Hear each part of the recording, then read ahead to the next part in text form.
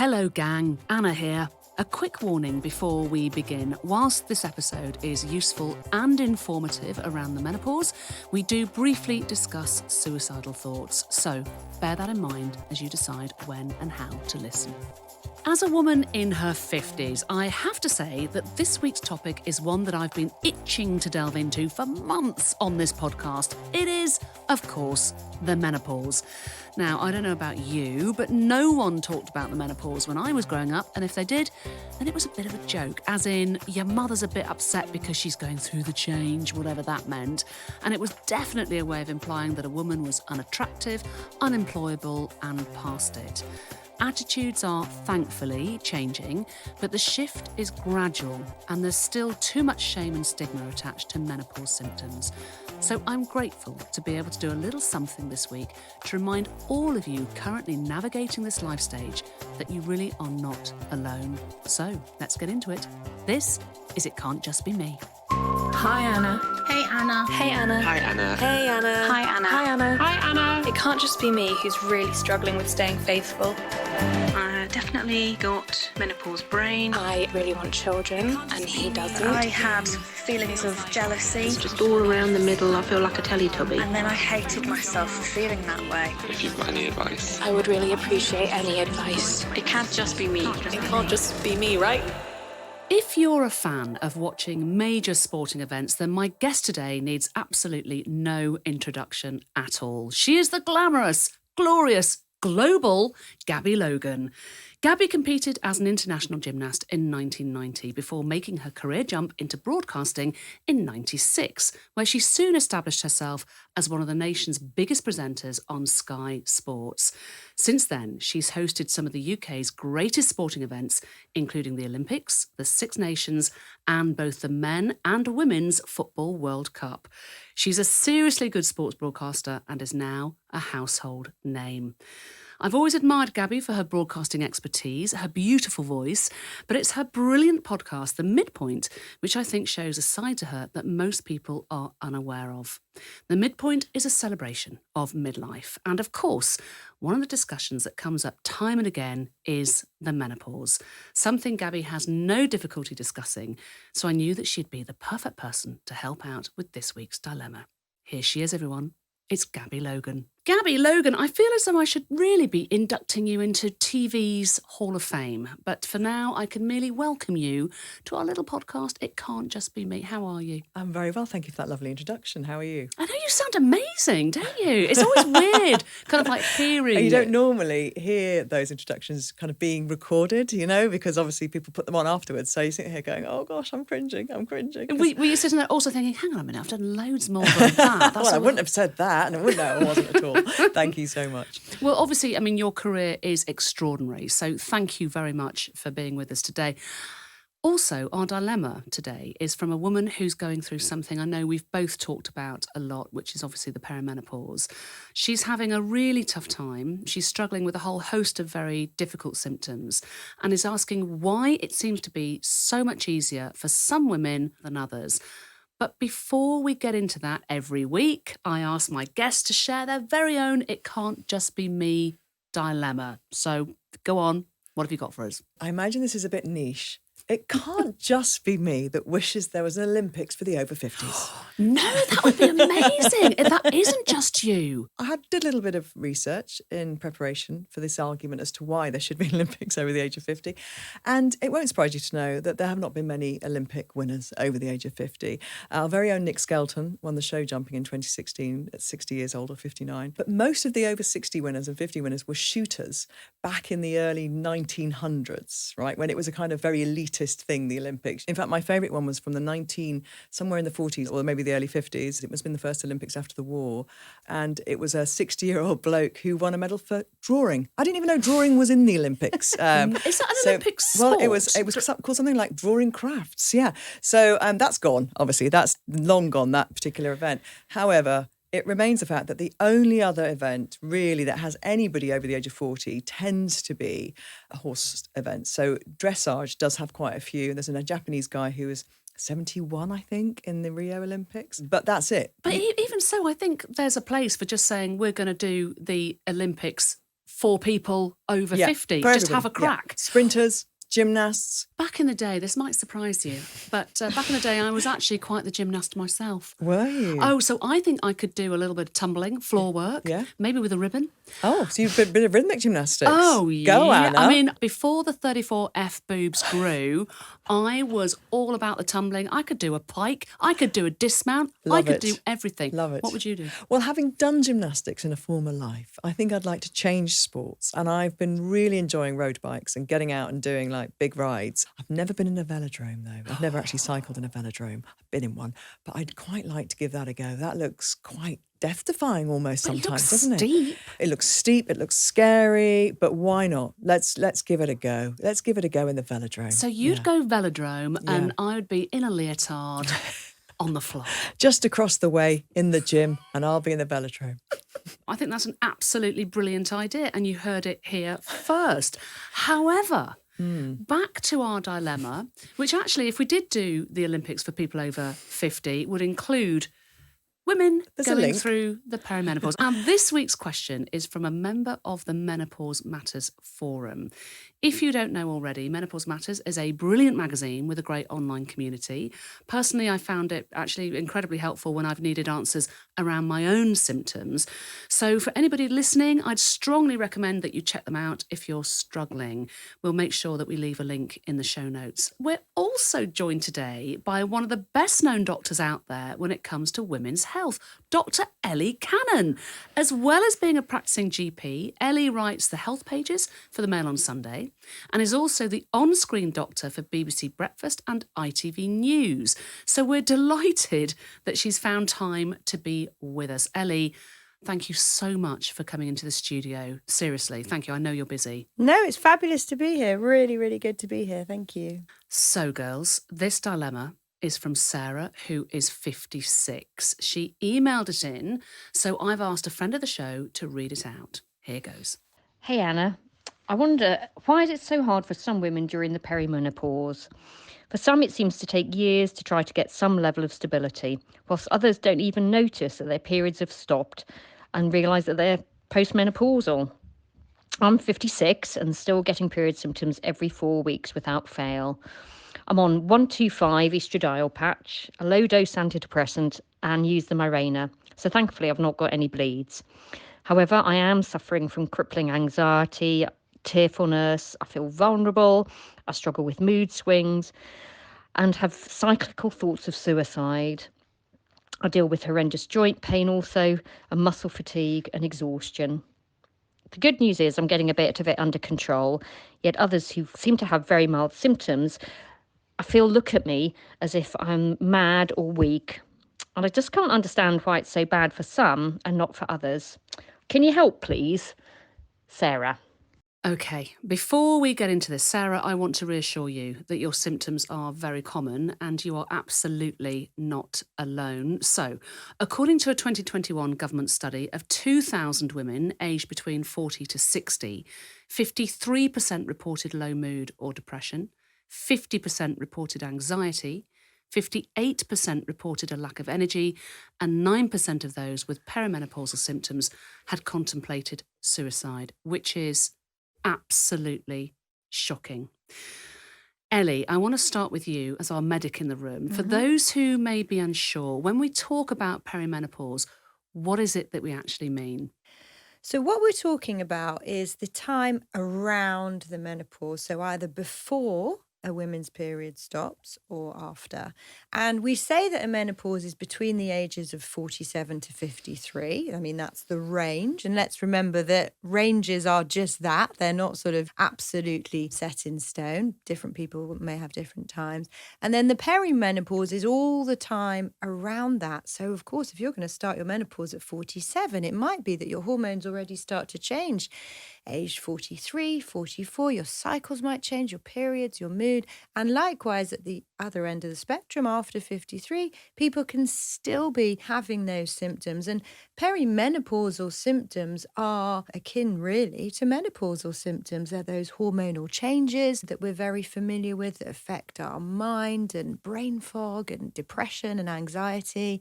Obviously, the physical changes to do with the weight and your cycle changes. A lot of people I see before their menopause, that a lot of women have no idea that a big part of the perimenopause is actually that your periods get heavier and more frequent. Actually, a big feature of perimenopause is that you have 2 periods a month for a few years, and they're very heavy, which is, shocking, really, for a lot of women. So it's its own time. It's different from the menopause. It can last a long time. And as we've heard from your dilemma, it can cause a lot of symptoms. Why is it that it's so much harder for some women than others? So I think that is a really great question, because that speaks to so much within health and medicine anyway. So if we look back to when we're kids and we have chickenpox, or in the last few years when people have COVID, look, we all get things in a totally different way because we're all individual and we're all made up of our family history and our genes and our lifestyle. And there's a lot of things that make up ourselves, genetics, environment. So you're absolutely right. One person will suffer or experience one way, and one person will experience a completely different way. And that seems incredibly unfair, but that is just the spectrum that we always see in health. And we're talking about a period potentially of a decade, which is, a huge chunk of our lives, really, as women. But Gabby, you first thought that you might be experiencing symptoms when you recorded an episode of your podcast with Mariella Frostrup, who, of course, was really the first journalist to highlight menopause. Tell us a bit about that. How were you feeling, and what gave you that light bulb moment when you thought, hang on a minute? I think Mariella's about 10 years older than me. And as you say, she had written, and she was on to talk about a book she'd written to do with menopause, and she'd been quite outspoken and quite unusual in that landscape. And she started talking about things that she had experienced. And I was sitting there thinking, hang on a minute, I recognise a few of those. I'd noticed that I was more anxious. I'd noticed that I was a bit kind of edgier. It was 2020, so we were in the middle of a global pandemic, and I was thinking it was to do with that. But then I was also kind of thinking, no, I'm not. It's not that. It's something else. And just physical symptoms would be skin feeling more dry, not feeling like I could kind of get myself going as quickly in lots of ways. I did feel my libido kind of slipping as well, but not. It was all a bit kind of low level. Do you know what I mean? And I was thinking, is this just aging? And if so, gosh, this is, pretty dull. Is crap. Yeah, and I've got a long time to go. I've got a lot of longevity in my family, 5 people who live to 100, So I was thinking, gosh, I'm not going to live another 50 years like in this kind of state. And so I hadn't really given it a great deal more thought because, first of all, I'd hardly ever heard of the word perimenopause. I'd heard of menopause, which I assumed was the kind of sitcom version of it where you got really hot flushes, which I didn't have, so I didn't recognise it, that.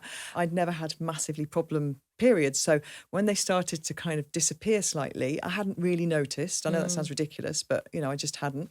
So after the podcast recording, I said, do you recommend any particular doctors to go and chat to? Because I didn't want to go to my local GP because it was COVID times and you could barely get an appointment. So I just started my own kind of, journey. And I didn't even at that point come straight off and say to my husband, I was saying to you, I just thought I'll just do a bit more reading. And lo and behold, it was the perimenopause.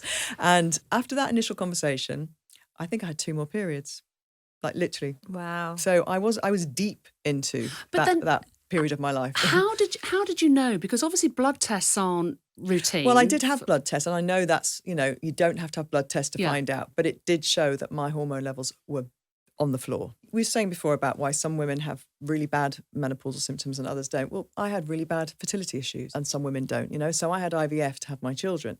Other than having IVF, I'd never had any gynecological issues. And even when I had my tests, they couldn't work out why I wasn't getting pregnant. So I was in that 20% band of unexplained infertility. So I'd never really troubled any doctors about my inner kind of workings until I went to have IVF and fertility treatment. And this is the thing that makes me kind of sometimes a bit cross as well, that women's health is so neglected in so many areas. Nobody had asked me anything about my health since I gave birth. There were no checkpoints to say what's going on. So it led on then to me to have so many more conversations and reading. I could have skirted through that period, as my mum claims to have done, and not noticed anything and just stopped having periods. But I wasn't happy feeling like I was 25% of myself. You know, I didn't want to live the rest of my life feeling like that. And I was also focused massively anyway on what I ate, exercise, all those things I was doing. I was really focused on my health. So I knew there was not much more I could do. Do you know what I mean? I was like, I can't really eat any better. Can't work out anymore. You know, my younger self would think a good run will sort it out, you know. And the thing about perimenopause, a good run never did seem to sort it out. So what did you do? So I decided to, on the recommendation of the doctor, try HRT. I was taking gels, which you can do, you know, a kind of a bigger dose or a smaller dose, depending on how you're feeling. And so I started with a very small dose of the gels and noticed massive changes to me. I won't lie. It was a lovely feeling to feel like myself again within a few weeks. So, yeah. So you were going for the gel, and what about your progesterone? I had progesterone as well, in tablet form, yeah. And any testosterone? Yes, a little kind of chickpea of testosterone. My libido came back within a week. Definitely a massive improvement there.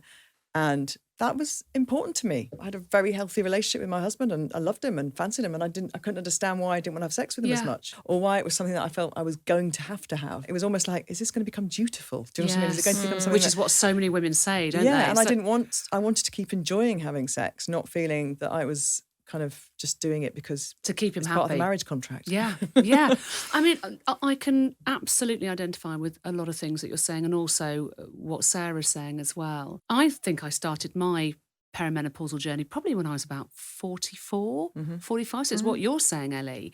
And as it went on, I really started to feel really quite unwell. And it was more psychological symptoms for me. I never got a hot flush. No.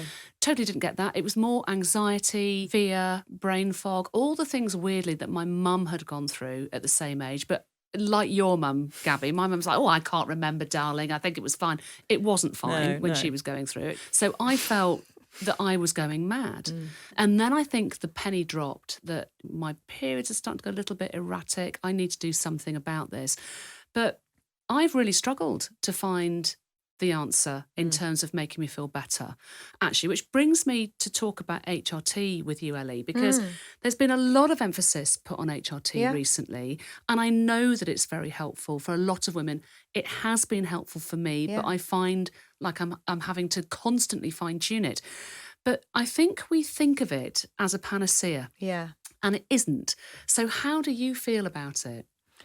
Well, that's exactly it, really. I mean, no medicine, and obviously I'm a doctor prescribing medicine on my little green pads of paper every day in clinic, but no medicine, whether we're talking paracetamol, whether we're talking chemotherapy, there's no such thing as a panacea. There's no such thing as a magic bullet. There's always pros and cons. There's always side effects. And again, this goes back to what we were talking about, the spectrum. So absolutely, HRT is fantastic as part of, I suppose, the armoury, if you like, in the same way that the contraceptive pills are fantastic as part of the armoury in contraception, but there are also other options. So a lot of women will really benefit from HRT. Estrogen, progesterone, testosterone as well, as Gabby has mentioned, particularly for the sexual symptoms of the menopause, 100%. But there are also women who can't take HRT or who don't want to take HRT. And we have to make sure that they're included in this conversation. Women who've had young breast cancer who can't take it. There's women who feel awful on it who can't take it. There aren't a huge number of other options, but there are people who will feel better taking an antidepressant, for example, or from just the lifestyle. And we shouldn't really say just the lifestyle changes, because that can actually be sort of quite amazing if you've not exercised before and you change into that, or you start doing something like yoga. But I think we have to see these things as sort of like a patchwork and a jigsaw where we stick a few things together. There isn't a great answer. For some women, they will do really well on HRT with some other things. But as long as we're all sort of realistic and we look at the individual about it. Because I think it's really complicated. You know, It your is. hormones, you've got an orchestra of hormones going on, and we tend to go, take estrogen, progesterone, testosterone, you'll be fine. And certainly in my experience, it hasn't been fine. Yeah. And trying to get the dosage right and the ratio between them is just almost impossible. Yeah, and I think what we have to remind ourselves, if we sort of look back to teenage years or our 20s and 30s when we're sort of, you know, some of us are looking for contraception, we'll sit in a room with our friends and some of us will be great on the pill and some of us will hate it and we'll get spotty and some of us will love the implant and some of us won't. And it's the same with HRT because we're dealing with exactly the same hormones and what we're adding in. We can't sort of diagnose this with a definite number on a blood test. So it's a bit of a suck it and see approach. Which can be very difficult, I think, for women. I mean, look, without question, HRT can be massively beneficial. I have found it beneficial. Good. Gabby, clearly you have. You feel great, presumably now. I understand what you're saying about the exact science is impossible, isn't it, for women? And everybody's different. I guess being aware of your body, understanding yourself, maybe even making a diary of your symptoms. There has to be a bit of responsibility, I think, from the individual here and saying, right, I'm going to really kind of monitor this myself. I know white wine makes me feel horrific now. Really? And I used to be able to drink white wine in my, I can have one glass and over 3 hours and feel terrible. Everything changes in your body as you get older. You notice it because you're kind of aware of it. And what makes you feel good 20 years ago doesn't anymore. So I guess it's the same kind of thing, isn't it? Noticing your changes, noticing how you're feeling. I need to ask, does that go across the board for all alcohol or is it just white wine? No, it seems to be just those kind of like, gin and tonic isn't so bad. I'm not really good with wines generally, I think, anymore. I kind of feel like it doesn't, I'll try and have a glass and then it just doesn't work. Yeah, I feel like I'm getting the hangover before I've even finished a glass. Well, as I understand it, actually, menopausal women, we can't metabolise alcohol as well as we used to. Is that right, Ellie? Yeah, so there are changes that occur. So obviously we metabolise alcohol through our liver and that can change. And that can change because of, I'm sorry to say, fat around the liver and things to do with that. And obviously there are changes with weight during the menopause and changes with where the fat in our body sits. And that can affect how our liver functions. And it's funny now listening to Gabby saying about how she was listening to Mariella Frostrup and then thinking, oh gosh, is this my perimenopause? Because now I'm thinking to myself, oh gosh, when I drink white wine, I also don't feel very well now. How old are you now? I'm 47. So, I mean, this is really interesting. I know, I'm your Mariella. But that's really sad about white wine. Are you now thinking, genuinely, you thinking, oh, hang on a minute, perhaps I'm starting to eke into perimenopause now? Yeah, I mean, for me, I'm very, very aware of mental health symptoms and sort of mental illness. And I've always been very open about the fact that I suffer with anxiety and I've taken medication over the years for anxiety to deal with that. It's very, very hard to separate that now in my mid to late 40s, that sort of anxiety and what's going on there with actually, is this to do with the perimenopause? It's impossible for people to work that out. And it ends up being down to you thinking, is this me and how I've always been? And why is it worse now? Do you know what else, though, I think, when you say it's down to us? I think it's really helpful if you've got people in your life, whether it's your partner, your children, it might be your mum, what kind of relationships you have around you, to have open and honest conversations with people. Because when I told my kids and husband what was happening, I could almost see, like, they literally were like, hallelujah, because they'd obviously all noticed this change in me and were kind of, I think, slightly nervous to broach anything. Or there was this one morning where it was a Sunday morning and I was particularly disappointed with the fact that nobody had cleared up after breakfast on a Sunday morning. I'd be livid. And the pots were everywhere. I came into the kitchen and I just went mad. And I sat at the table and I told them all that I'd been looking at flats in Beaconsfield. I hadn't. And I was thinking of, going off until they could all sort themselves. I mean, I was literally planning this escape where I was going to leave them all. Nobody was more surprised than Kenny. And I think back now, my daughter always pretends that she's traumatised by it. And she goes, oh, I was just so distraught. And she had tears kind of like falling down. Of course, none of them had done anything particularly unusually bad. But I was obviously just feeling like, I just can't cope with you all right now, And then I had Penny Lancaster on my podcast, The Mid.Point, and she talked about throwing a chicken dinner on the wall, Rod Stewart's chicken dinner at the wall. And And she said Rod took the boys out the kitchen and then came back and sat down with her. And I love Rod Stewart for this because, I mean, he's had some practice. I think there were 5 wives before, but he sat down with her and just talked about kind of how she was feeling. And then she went off and spoke to a doctor and found out that these were perimenopausal symptoms. Well, I mean, we know that divorce rate actually increases for couples when women are going through their perimenopausal years. So, yeah, communication is essential, isn't it? To say, do you know, I'm feeling really crap. And then your other half goes, yes. And family go, yes, you are. So it is about communication. But I'm just picking up on your anxiety, Ellie, because, again, for me, the mental health symptoms were just appalling. And I ended up going to see the only gynecologist, psychiatrist in the country. Wow. But I went to go and see him and I was saying, I feel really, really shitty. And we discussed about taking HRT and estrogen. And I remember him saying to me very clearly, have you ever taken antidepressants before in your life? I said, yeah, I have. Through other periods in my life, periods where I've been struggling with fertility, for example. I had an ectopic pregnancy. So after that, I was really very unwell mentally. And he said, did antidepressants help you then? And I went, yeah, they did.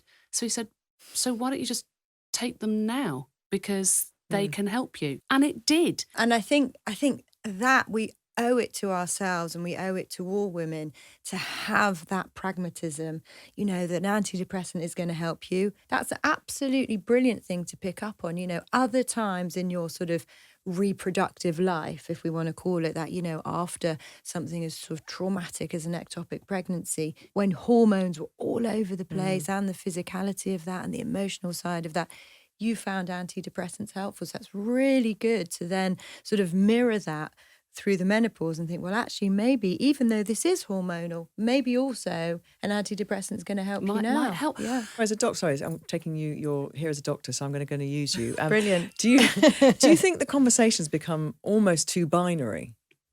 Absolutely. I mean, yes, no doubt about it. And I think all conversations now are too binary. Yes, you're absolutely right. There isn't black and white, but humans love certainty. We love to know this is good, this is bad. We can't cope with grey. We can't cope with uncertainty. So we want to be told it is HRT. So for those women who are on HRT, and obviously Gabby and I both are, here's the age-old question. When do we come off it? I wish I had the answer to that. So the current guidance is, and this is not helpful, but I'm going to say it out there because this is, as I say, the guidelines, is that you are on the lowest dose for the small amount of time as possible. I mean, that's the sort of official nice guidelines, British menopause. A bit like any other medication, you take as the minimum that you need to take to do the job that it needs to do, and then you wean yourself off. Now, really, if we look, we have thankfully done a lot more research in the last few years into HRT, and actually women taking HRT in their 40s and 50s are really not adding to their risks of whatever we look at. So let's say we're looking at breast cancer or blood clots, that type of thing. If you're having a normal, prescribed, a regulated level of HRT in your 40s and 50s, you're not adding to your risk. And really then, towards the end of your 50s and in your early 60s, you might be starting to think, is this the time to come off? How do I feel? Do I wean it? Goes back to what we just said. Totally up to the individual. I have patients in their 60s and 70s, as they should be, starting new relationships, starting new jobs. People don't want to be told to stop their HRT if they've got a new boyfriend. That's, you know, and they shouldn't be. So it's really individual. And I've heard from plenty of women who are post-menopausal that actually they feel great now. So do you hit a point coming off HRT as you get older into your 60s, 70s, 80s, that actually you end up going, I feel really good. My energy's come back. I feel fine. Yeah. And again, it's going to be a spectrum. So you're going to have women who feel great in the same way that, you know, it sounds like all of our mums told us that they sailed through the menopause. And My mum looks didn't feel amazing and she's got anything. unbelievable energy. You know, she's 73 with incredible energy and she's never been on HRT. At my 50th birthday party, she went around saying to my friends things like, it's not an illness, you know, it's not an illness. And one of my friends came up to me and she said, your mum's doing a great job of just totally going out there telling all these 50-something women that, and I said, yeah, but she forgets what she was like in that period. She might think she sailed through it. I would say not, you know, because she has different memories of that. Now she's in a great space now, with her health and everything, and she looks great and she's enjoying life. But as you say, Ellie, it is completely individual, isn't it? Her sister was kind of famously in the family the hot flush one, Auntie Jane's hot flush. She's having a very obvious menopause that kind of, where she's having to fan herself all the time, which was my kind of understanding, as I said before, of what the menopause was. That's all I thought it was, just people kind of fanning themselves. Well, that's also it. So I wonder as well if your mum and that generation of women, they only knew the menopause as stopping periods and hot flashes. Yeah. So if she actually had 10 years of the menopause dreads and feeling anxious, it wouldn't have been labelled. So No. that's, she would think she sailed through it. Yeah, with herbs, as she says. There's so much to discuss with this and so much more I could say, but I'm just wanting to bring us back to Sarah. Her symptoms are clearly awful. As a doctor listening to those symptoms, Ellie, if she were your patient, how would you be treating her? Because listening to her, there's a bit of me, obviously I'm not a doctor, but I'm thinking, are you on too much HRT? Or what's going on here? First of all, is this just menopause? Are there actually other things going on here? That's what we really need to do. And that's important with any diagnosis. That's so important. We have to be very careful with women that we don't just label things menopause and miss something else very crucial as well. So I would say that she needs somebody to look at her really holistically and pragmatically, whole host of sort of blood tests, investigations, see what's going on. Does the HRT need tinkering with? Up, down? Does she need a bit of testosterone? Would she benefit from talking to somebody? I think the top line is that she shouldn't just accept feeling like this, because this definitely shouldn't be somebody's experience of the menopause on HRT. Sarah says that she sometimes feels weak or mad for experiencing such severe symptoms. Do you think, Gabby, that we've still got a long way to go when it comes to understanding the menopause? And actually, there's still that shame that's attached to it? What would you say? Yeah, and I hope that listening to this, she realises she is absolutely not alone, and that there are actually now some great resources out there, some brilliant podcasts, some interesting books that have been written, people going through similar things, that you can realise that, this is not just you, because that makes me feel so sad that, something that is actually just part of your progression as a human being on the planet is making you feel that way, and actually other people can share their experiences. So I really hope that she takes some kind of solace from that and seeks out those resources. I have to say, I really do sympathise with her. My mum had a really bad menopause and mine's been tricky. And just in terms of that depression, the anxiety, the low mood that she's experiencing, when you're in the midst of it, it feels awful and like it's never going to end. And so I guess we all want to reassure Sarah that it does get better. It will get better. We checked in directly with her as well, and she's told us that she is feeling a bit better, which is great. Normally, I'd ask for some concrete advice for Sarah, but this week, I'm going to ask you to direct that advice to anyone listening, and that includes partners, family members, colleagues, and so on. So, Ellie, if someone is dealing with severe menopausal symptoms, what should they do? Have a look at the Menopause Matters, British Menopause Society. Make sure you are completely aware of what is going on and whether your symptoms really are to do with the menopause, alongside doing a symptom diary, because it's very difficult sometimes when you do speak to a healthcare professional to even remember what you wanted to say. Knowledge is power. And then go and seek help. Start off with your GP. I really believe that patients know themselves better than anybody. And if you are not happy with what that doctor says to you, you go and speak to somebody else. You go to another GP within that GP surgery, or you are very entitled to leave that GP practice and start again in another GP surgery. Feel empowered to do that and to ask for the help that you need. And Gabby, how can family, partners, or colleagues help, do you think?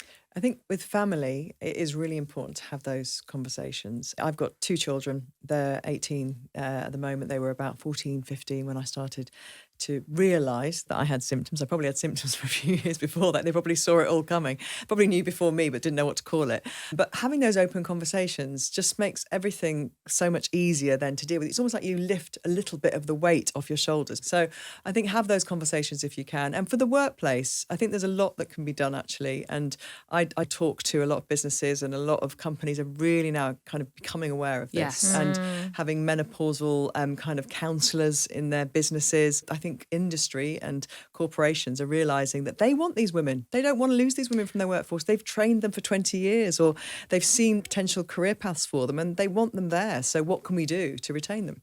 So, Gabby, obviously, other than HRT, which sounds like it's really working for you, and I think that we've also got to be positive about the menopause. It can be a really liberating time in life for women. But what else has worked for you outside of that medication? Yeah, we say liberating. I'm not one of those people that was emotionally attached to my periods. Apparently some women really hate the end of period. I was, hallelujah. I found my female friendships have been so important in the last few years, and they've kind of energised me. I love going to a lake near me on a Sunday with a couple of girlfriends. And it's part community as well. So that's really important, cold water and cold showers.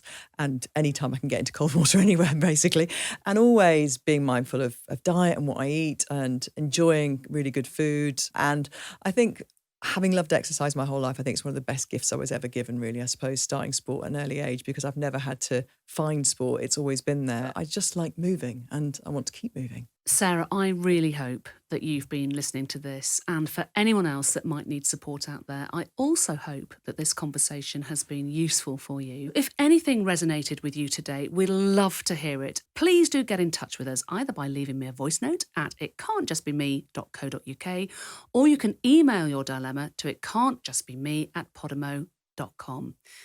Now, Gabby and Ellie, you've been so brilliant that I'm going to chuck 2 more quickfire dilemmas at you. They are also based around the topic of the menopause, which frankly we could talk about all day. And they're from 2 women that we met at the Postcards from Midlife live event. This first one is from Laura. Hi Anna, I'm Laura and I'm 56 years old. I have a 21-year-old daughter, and at the moment we're both going through our hormonal stages.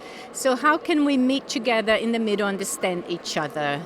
This sounds like hormonal hell. So a 56-year-old Laura with a 21-year-old daughter who may be struggling with periods by the sounds of things. Gabby, you've got a 18-year-old daughter. I imagine this is something that you can relate to. I mean, she's an absolutely brilliant girl. Love living with her. She's amazing. But I've noticed some sharp changes in mood in the last couple of years that didn't happen in the early stages of her periods. And then there's my sharp changes in mood that were happening with perimenopause. Well, get 2 of those on the same day, and not great for anybody in the house.